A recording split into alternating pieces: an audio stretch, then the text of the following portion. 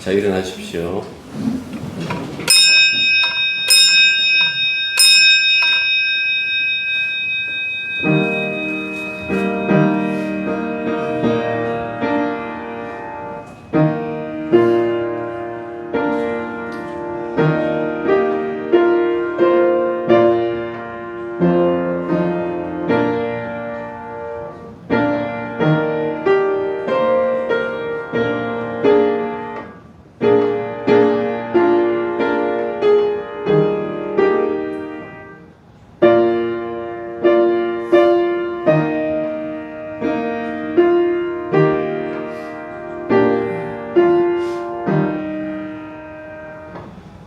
자비하신 하나님 아버지께서 저희들에게 은혜 주셔서 자연과 함께 더불어 연합하여 살라는 그 창조의 질서를 다시금 회복하여 이 세계의 위기를 지혜롭게 극복하고 더불어 살아갈 수 있는 그런 인간 세계가 될 수 있도록 은혜 내려 주시기만 간절히 바라고 원합니다. 좁은 시각에서 자신들의 번영과 성장만 바라보는 것이 아니라 온 세상이 함께 더불어 살아가야 되는 하나의 지구인 것을 잊지 말게 해주시사 언제나 거기에 앞장서서 주님의 그 뜻을 세상에 전파할 수 있는 믿음의 사람들이 될 수 있도록 도와주시고 이 예배를 통하여 더욱더 하나님 말씀을 가까이 하며 말씀대로 사는 것이 참된 인생인 것을 깨닫는 시간이 되게 도와주옵소서. 예수님 이름으로 기도드립니다. 아멘. 하나님 말씀은 누가복음 14장 제가 1절하고 7절 읽을게요. 안식일에 예수께서 한 바리새인 지도자의 집에 떡 잡수시러 들어가시니 그들이 엿보고 있더라. 청함을 받은 사람들이 높은 자리 택함을 보시고 그들에게 비유로 말씀하여 이르시되 내가 누구에게나 높은 자치의 청함을 받았을 때에 높은 자리에 앉지 말라. 그렇지 않으면 그보다 더 높은 사람이 청함을 받을 경우에 너와 그를 청한 자가 와서 너더러 이 사람에게 자리를 내어주리라 하리니 그때에 내가 부끄러워 끝자리로 가게 되리라. 청함을 받았을 때에 차라리 가서 끝자리에 앉으라. 그러면 어떤 청함을 받아서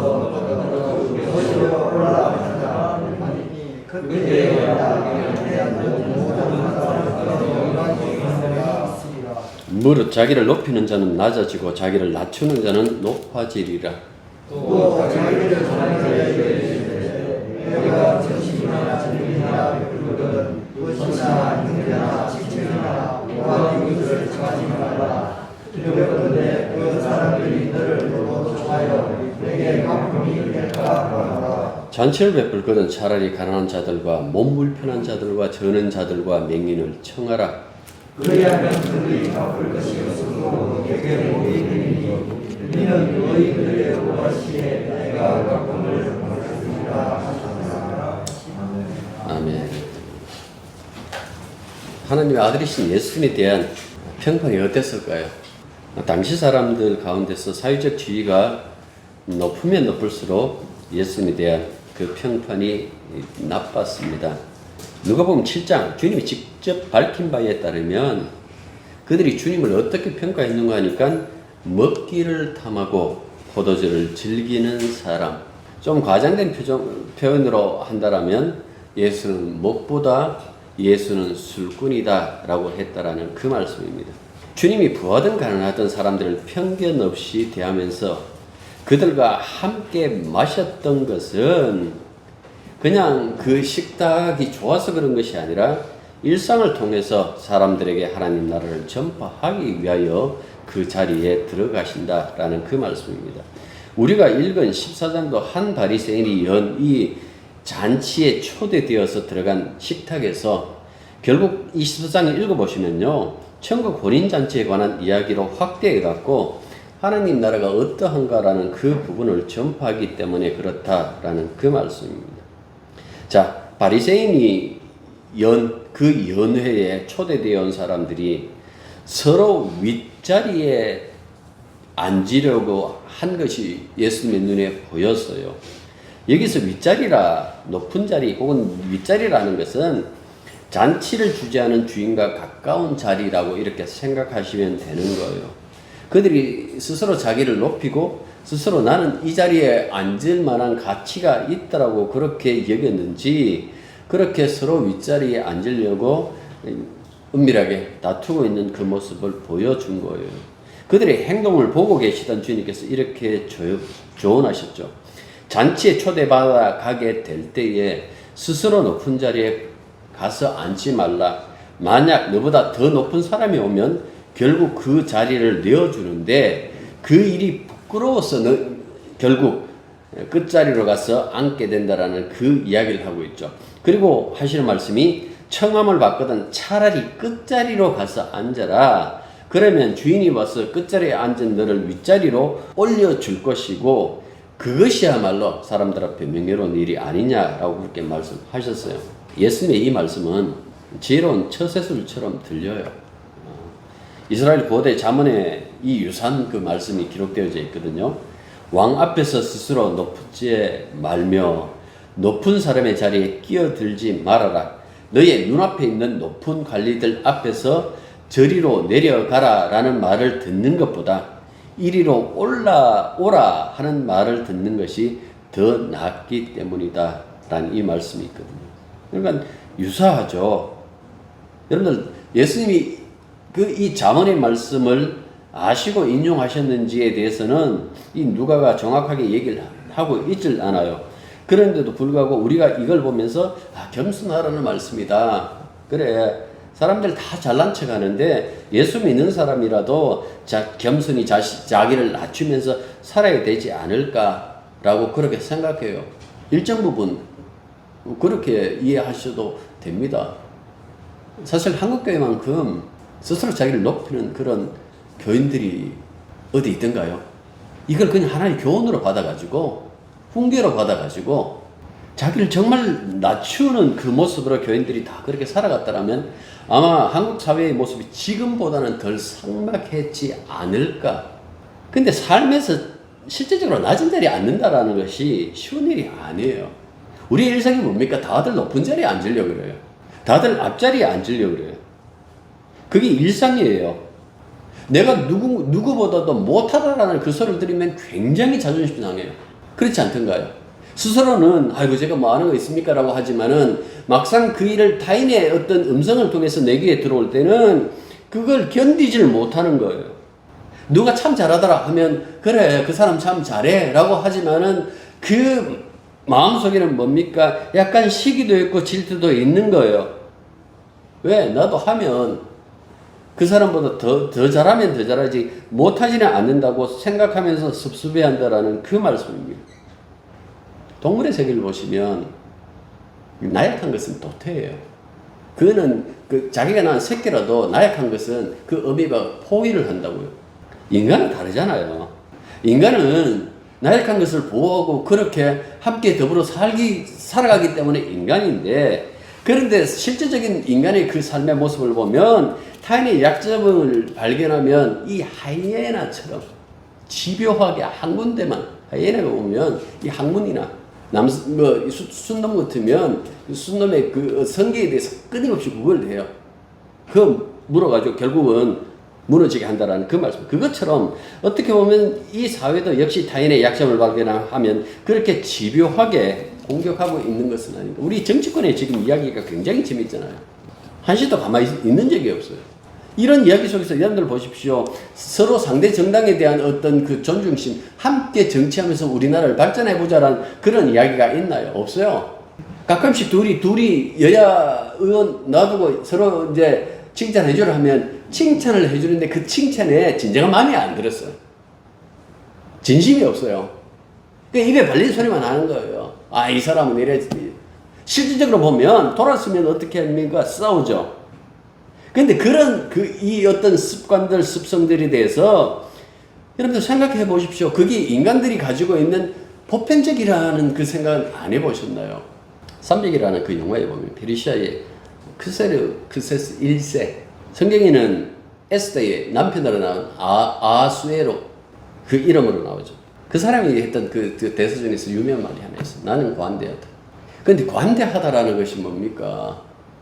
근데 과연 관대할까라는 그 생각을 해보십시오.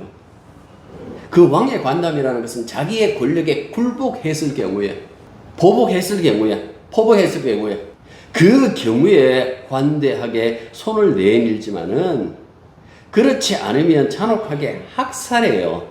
그렇기 때문에 인간들이 가지고 있는 어떤 그 말이 가지고 있는 그 말이 과연 사실일까라고 했을 때에 우리는 성경뿐만 아니라 우리의 현실 속에서도 늘 느끼는 것이 뭡니까? 말과 행동이 다르다라는 그 모습입니다. 제가 부족합니다. 여러분들 그걸 믿나요? 제가 장난삼아 늘 그 얘기를 하잖아요. 아직도 목사 믿나? 인간이 자기 말을 하고 과연 그 말을 지킬 만큼의 어떤 그 능력이 있는가라고 했을 때 그렇지 않더라라는 거예요. 이거는 개인의 문제가 아니에요. 이미 우리가 죄 안에 갇혔다라고 그렇게 얘기를 했을 때 그 세력이에요.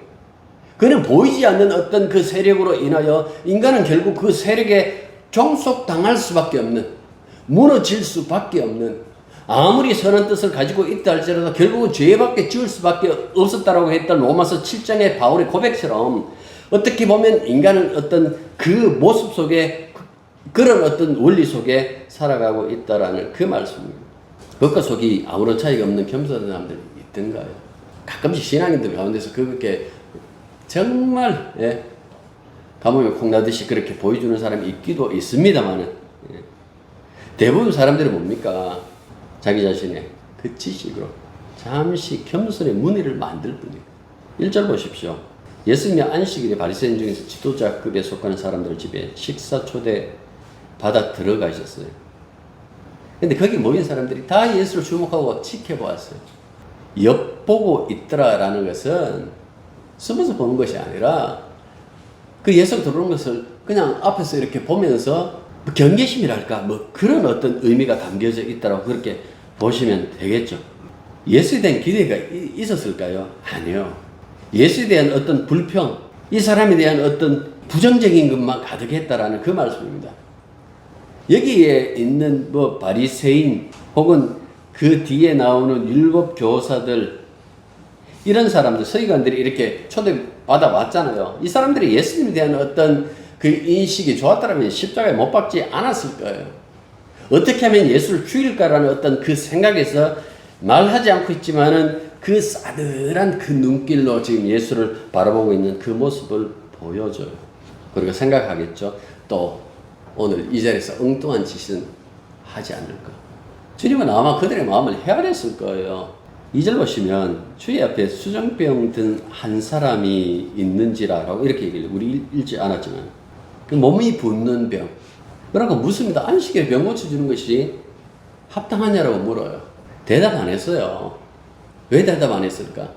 그거는 마땅히 그래야 되지 않느냐라는 그런 의미로 대답 안 했을까요?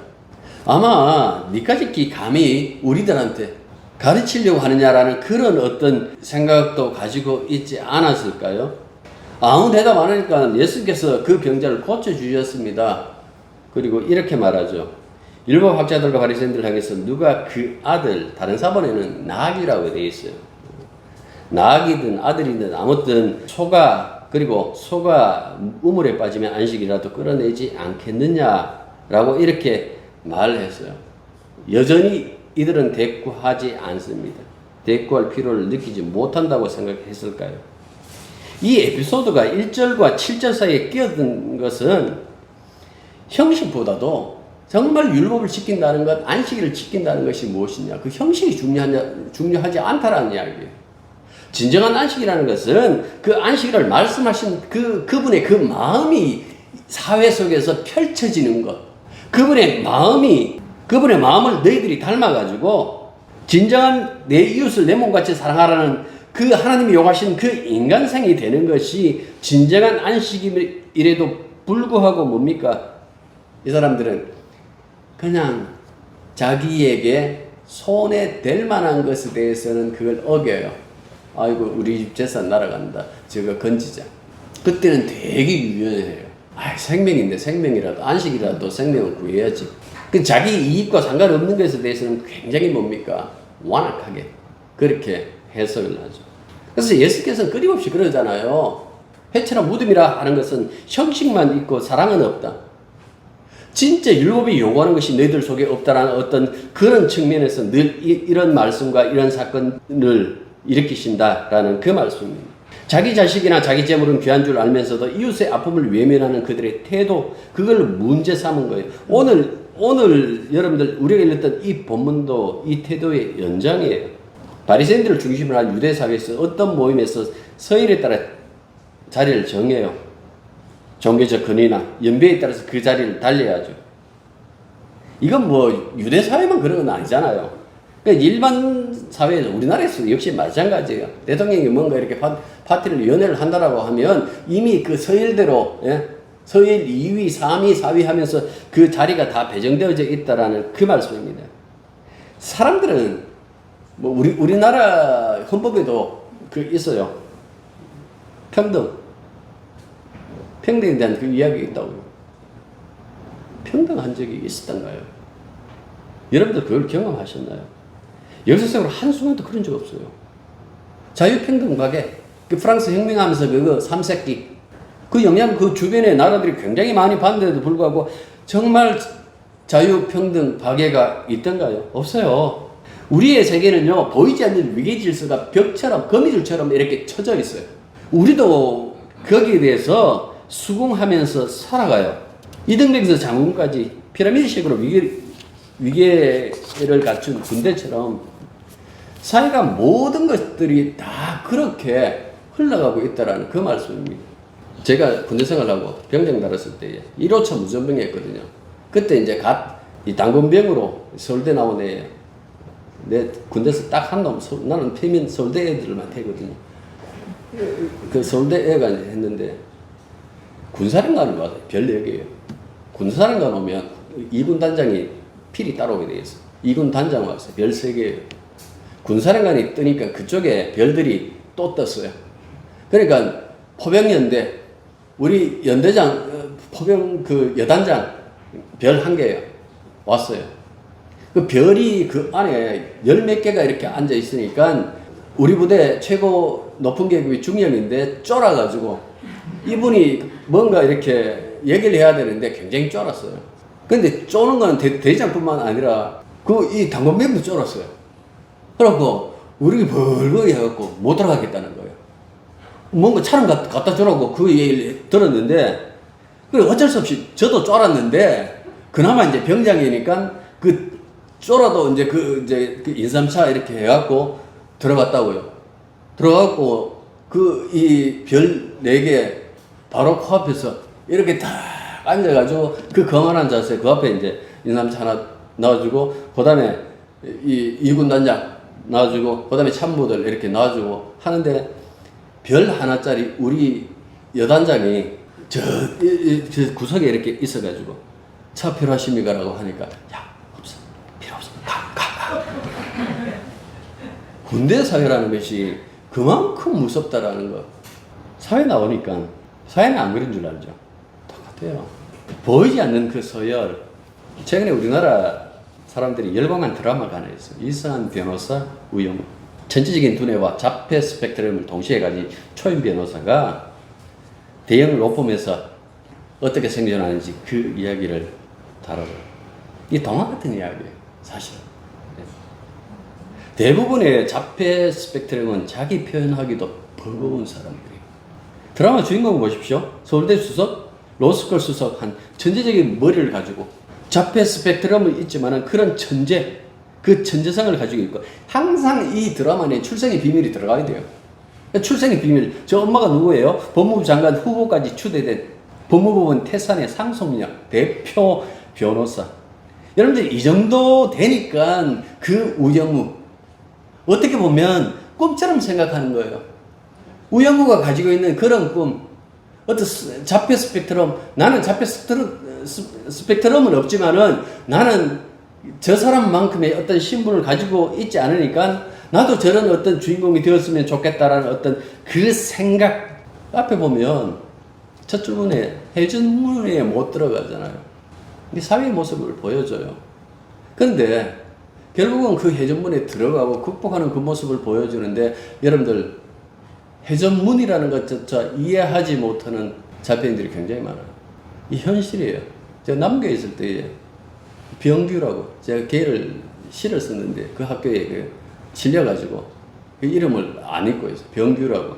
근데 그 아이가 크고 난 다음에 그 모친을 만났는데 하는 얘기가 폭력적으로 변하고 있대죠. 감당을 못하겠대요. 어떻게든 그 자식을 관리하려고 했는데 그 자식을 감당하지 못할 정도로 폭력적으로 변하더라. 어떻게 보면 그분의 어떤 말씀처럼 이게 현실이에요. 차라리 우리들의 블루스에 나오는 이 카드 맨날 저 드라마를 보고 앉아있는 것 아니냐라고 이렇게 얘기합니다. 그 다운 증후군 나오잖아요. 다운 증후군도 제가 남겨 있을 때 그 앞에 그 에마원에 가면 그 다운 증후군 애들 얼굴이 똑같아요. 처음에 저 몰라가지고 야들 형제냐라고 물어봤대요. 그만큼 얼굴이 유사해요.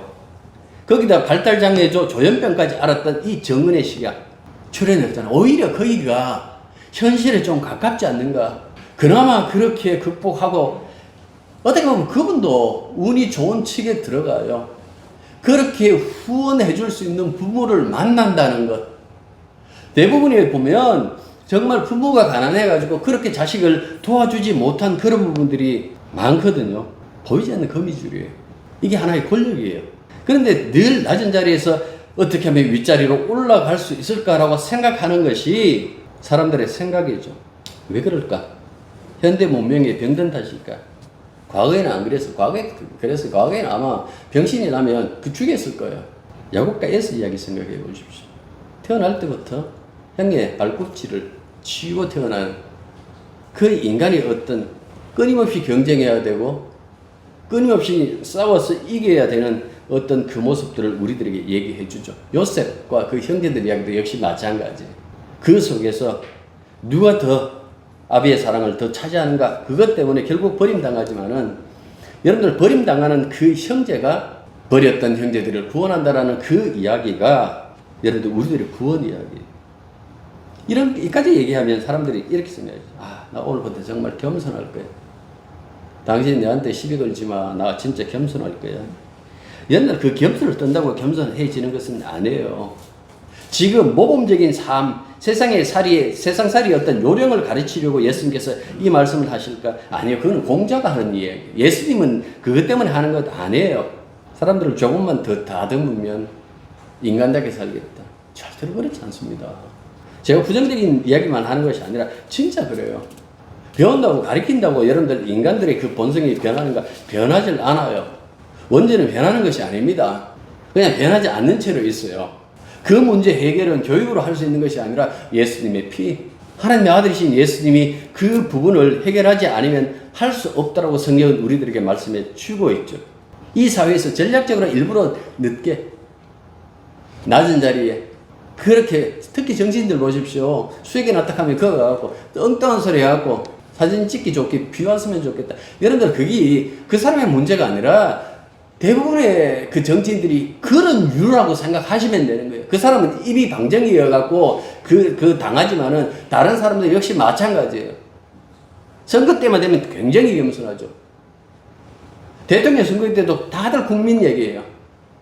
그러나 막상 대통령이 되면 국민들과 어떤 별개의 그 자리인 것처럼 생각하는 경우가 많다라는 그 말씀입니다. 이런 부분들을 여러분들 생각해 보십시오. 도대체 왜 예수님이 이 말씀을 하셨을까? 사람들에게 정말 필요한 것은 하나님의 통치잖아요. 하나님의 그 통치를 받는 것이 굉장히 중요한데 도대체 하나님께서는 어떤 마음을 가지고 있나? 여러분들 오늘 이 혼인잔치 보면 초대받은 사람과 주인이 나오죠. 상황이 두 가지로 나눠요. 하나는 초대받은 사람이 윗자리에 앉았다가 아랫자리로 밀려나는 경우, 또 하나는 끝자리에 앉았다가 윗자리로 올라가는 경우입니다. 그런데 그 일을 누가 하는 거 하니까 주인이 해요. 주인이. 왜 이 말씀을 했을까요? 이 주인은 자리를 마음대로 옮기시는 분으로 등장해요. 11절 보시면 누구든지 자기를 높이는 사람은 낮아지고 자기를 낮추는 사람은 높아질 것이다. 왜 이 이야기를 할까요? 윗자리와 낮은 자리를 판단하시는 분은 사람들이 아니라 주인, 다시 말해서 하나님이시다라는 그 말씀입니다. 어떤 마음을 가지고 계실까요? 율법을 주시면서 어떤 마음으로 주셨을까요? 사람들이 일반적으로 가지고 있는 가치 판단, 고정관념. 거기서 못 벗어나면 하나님만 못 알아요. 늘상 교회 와서 그 얘기를 하죠. 기도하면서 내 자식의 그 위치가 점점 올라가게 해 주십시오. 출세하게 해 주십시오. 잘 되게 해 주십시오. 무엇이 잘 되는가라는 그 자리는 하나님께서 아들을 통해서 보여주셨어요. 세상의 제일 밑바닥, 끝자리, 그 자리로 아들을 밀어넣으셨어요. 왜? 사람들이 보라, 이게 구원의 자리다. 내 마음이 여기 있다라는 그 이야기. 십자가는 이 세상에서 더 이상 내려갈 수 없는 가장 끝자리예요. 이 끝자리에서 이 우주 전체가 변혁하는 그 사건을 하나님께서 일으키셨다라는 그 말씀입니다. 기독교는 이렇게 시작해요. 우리가 예수 믿어서 잘 됩시다라고 해갖고 그렇게 잘 되는 쪽에서 시작하는 것이 아니라 바로 이 세상의 가장 끝자리, 가장 낮은 자리, 그 십자가로부터 기독교의 신앙이 출발하고 있다라는 그 말씀입니다. 이거는 감상적인 차원 아니에요. 실제적인 차원이에요. 그냥 말로만 십자가 믿습니다. 제가 늘 그 얘기를 했잖아요. 십자가라고 한다고 그 십자가 믿는 것이 아니라고. 우리 속에 진짜 성령이 계시고 주님이 계시다라면 주님의 그 마음이 우리들에게 스며들어가지고 반영되어서 삶의 모습으로 나타난다라고 얘기를 했잖아요. 실패할 수도 있고 넘어질 때도 있고 어떤 데는 욕심 나올 때도 있지만은 결국은 궁극적으로 그분이 뜻대로 될 수밖에 없는 어떤 그 운명 속에 우리들이 들어와 있다라는 그 얘기를 성경은 이렇게 해주고 있다라는 그 말씀입니다. 주님이 십자가의 끝자리에 가니까 파멸시켜버렸어요. 죽여라. 못 박아라. 그렇게 죽였는데 여러분들 그분의 죽음이 우리들의 구원이었습니다. 십자가에 처형당한 그 예수님이 3일 만에 부활하셨죠. 이 부활을 통해서 궁극적인 생명을 말씀해 주시는 거예요. 이것이 하나님 앞에 진짜의 삶이다. 이 생명, 부활의 생명만이 하나님께서 인정하십니다.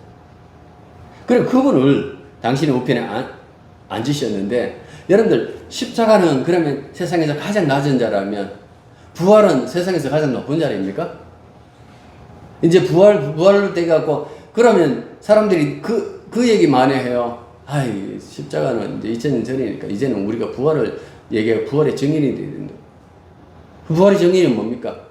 부활의 증인은 하나님께서 높여주는 겁니까? 주의 우편 자리가 여전히 섬기는 자리라는 그 사실 기억하셔야 됩니다. 지금도 보좌 우편에서 성도들을 위하여 기도하고 계시는 분, 섬기시는 분. 주의 자리가 여러분들 섬기는 자리예요. 군림하는 자리가 아니란 말이에요. 그 섬기는 분이 우리 속에 있고 우리가 그것을 원하셨던 하나님의 자녀예요. 하나님의 자녀로 살아간다는 것은 결국 뭡니까? 하나님의 그 마음을 우리의 삶 속에 스미면서 살아가야 된다는 그 말씀이죠. 물론 언젠가는 우리를 높이실 거예요. 그 높이신다라고 했을 때에 그것이 얼만큼 높아질까라고 경쟁할 필요가 있나요? 없죠. 그 높여진다라는 게 뭡니까? 어떻게 보면 이미 선취하고 있어요. 그게 뭔가 하나님 자녀예요. 죄인이 멸망받을 수밖에 없는 그 죄인이 하나님의 자녀가 된 거예요. 이 속에서 살아가는 우리들입니다. 그런데도 여전히 이 세상의 권력, 계급, 여기에 갇혀 있어야 될까요? 천국은 메마른 가슴으로 자기 것만 챙기는 사람들 것 아니에요. 천국은 10장에 보면, 요한복음 10장 보면 나오죠. 예수님처럼 자비를 나타내시는 분. 천국은 내가 이만큼 겸손했어요. 내가 이만큼 잘했어요. 라고 하면서 하나님 앞에서 자랑하는 자들의 나라가 아니고 천국은 자기 머리 위에 씌어진 그 면류관을 벗어가지고 그분 발 앞에 던지면서 당신 덕이었습니다.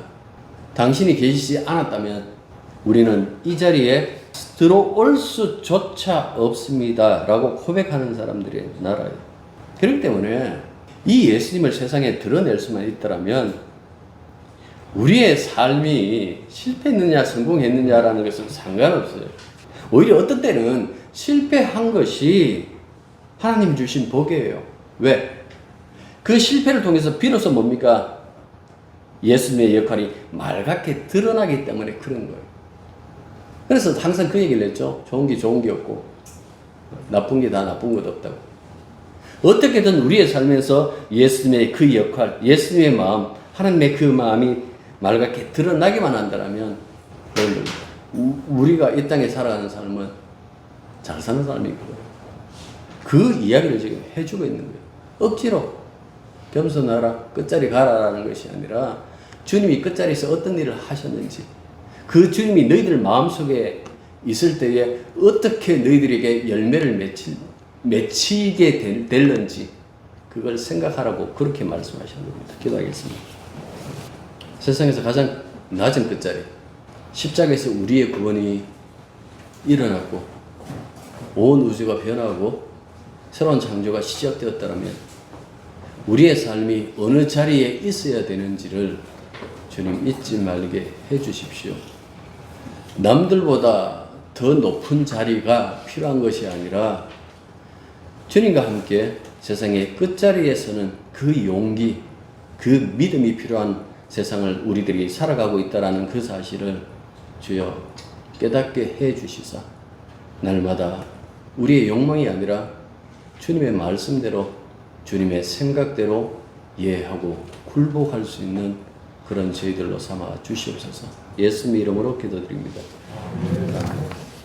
이제는 우리 주 예수 그리스도의 은혜와 하나님의 극진하신 사랑과 성령의 연합하시고 교통하심이 진실로 가장 끝자리에 계신 그 주님과 함께 죽고 다시 살아나서 주의 자리에서 그의 사랑과 긍휼과 자비를 세상에 드러내며 주님을 소개하기로 다짐하는 당신의 자녀들 위해 이제부터 항상 함께 있기를 축원합나이다. 아멘.